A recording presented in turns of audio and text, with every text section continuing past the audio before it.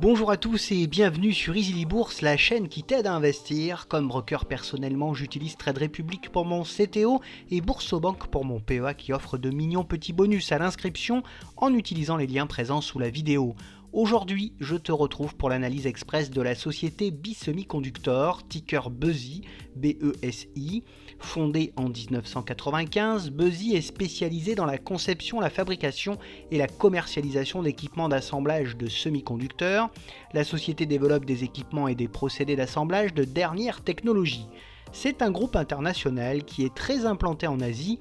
Il réalise 7,5% de son chiffre d'affaires en Irlande, 8,2% en Europe, 35,5% en Chine, 8,8% aux USA, 8,4% en Malaisie, 7,3% en Corée, 6,5% à Taïwan et 17,8% dans le reste du monde. Son business s'articule autour de trois grandes thématiques qui sont la fixation de matrices avec 79% de ses ventes, l'emballage de semi-conducteurs avec 16,3% et enfin le plaquage avec 4,5% de ses revenus. En quelques chiffres, le groupe BESI c'est quoi? C'est tout simplement un groupe réalisant plus de 75% de son chiffre d'affaires en Asie, avec 73% de ses effectifs présents également en Asie.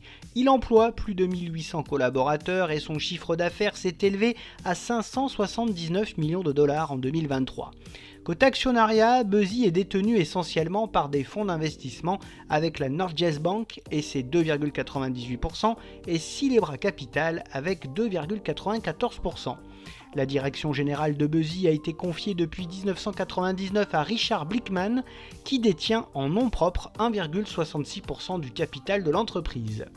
Voyons maintenant ensemble les principaux fondamentaux de ce groupe. Voici tout d'abord son cours de bourse lors de ces 5 dernières années.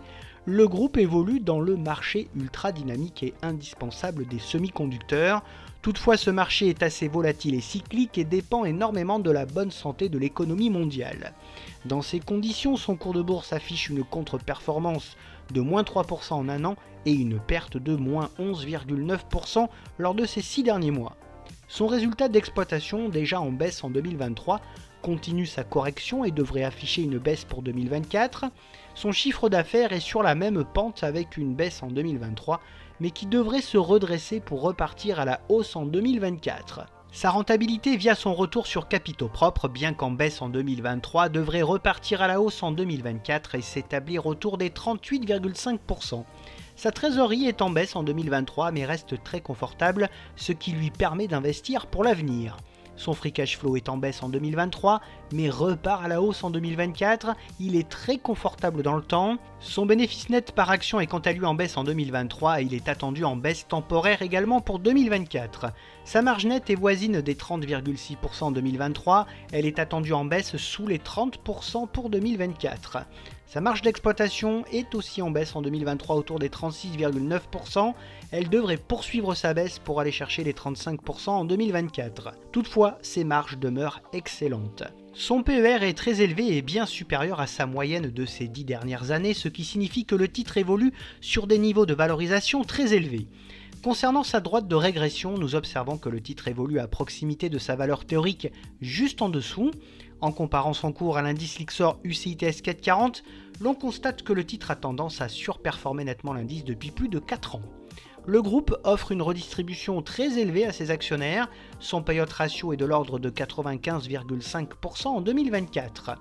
BESI délivre un dividende variable et peu fiable à ses actionnaires, avec un rendement de 1,69% au cours actuel. Il est reversé depuis 13 ans, sans interruption, et croît en moyenne de 4% par an sur ces 5 dernières années. Le groupe procède également à quelques programmes de rachat d'actions, effectués notamment ces dernières années. Ces résultats sont jugés généralement conformes aux attentes des analystes et des investisseurs depuis un peu plus de 2 ans. BESI investit énormément pour lutter contre la concurrence. Ses dépenses en recherche et développement ont bien augmenté depuis 2022. La société est très suivie par les analystes qui sont vraiment partagés sur le titre. L'objectif de cours moyen est fixé à 137 € et celui de cours haut à 185 €, ce qui me semble à sa portée sur du moyen terme. Synthétisons tout cela, l'entreprise fait partie des plus attractives du secteur en Europe, aux côtés de son homologue hollandais ASML. Sa situation financière est excellente et son avance technologique lui assure de belles perspectives à venir. Néanmoins, la société est fortement valorisée, compte tenu des flux de trésorerie générés par son activité. Passons maintenant aux atouts de ce groupe. Buzzy est le champion de l'assemblage de semi-conducteurs de haute précision. C'est un bel acteur de niche de l'industrie des semi-conducteurs. Le groupe a un sens de l'innovation remarquable. Buzzy est en avance sur tous ses concurrents et il évolue dans un marché poussé par des évolutions structurelles. Son carnet de commandes est bien rempli. Le management de l'entreprise est de grande qualité. Sa situation financière apparaît excellente, ce qui lui confère une importante capacité d'investissement. Et enfin, la société a une très belle profitabilité et de solides fondamentaux. Côté faiblesse du groupe, elles sont cycliques et contraignantes. Son marché est particulièrement cyclique, ses résultats sont temporairement en baisse, ses activités sont très dépendantes de l'Asie et des problèmes d'approvisionnement dans cette région. Ses volumes de commandes sont assez irréguliers, la valorisation de la société apparaît relativement élevée, et enfin, Buzzy souffre actuellement de reports de commandes de ses principaux clients impactés par la situation économique actuelle. Pour terminer, quelle est donc mon opinion sur ce groupe ? C'est une société innovante, bien gérée, avec une importante avance technologique sur ses concurrents. Ses principaux fondamentaux sont bons, mais temporairement en baisse et victime des aléas économiques. Son secteur d'activité est cyclique, mais devrait reprendre en 2025-2026. Côté investissement, personnellement, je n'ai plus de Buzzy en portefeuille, mais je la trouve fort intéressante en PEA-PME.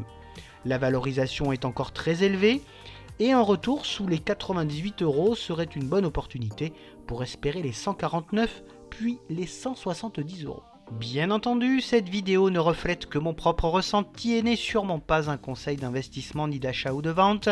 Je n'encourage donc personne à investir dans ce titre sans avoir étudié de près ses fondamentaux.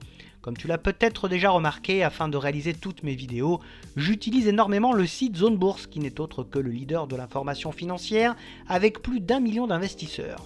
Sur Zone Bourse, tu trouves toutes les informations nécessaires à n'importe quel boursicoteur, et si tu veux bénéficier de formations premium, analyser, recevoir des rapports financiers, et surtout avoir accès aux 3 portefeuilles, Europe, US et Asie, très performants, mais aussi à l'un des stock screeners les plus puissants du marché, alors rejoins-moi, profite jusqu'à 25 à 40% de réduction sur ton abonnement via le lien présent dans la description de la vidéo.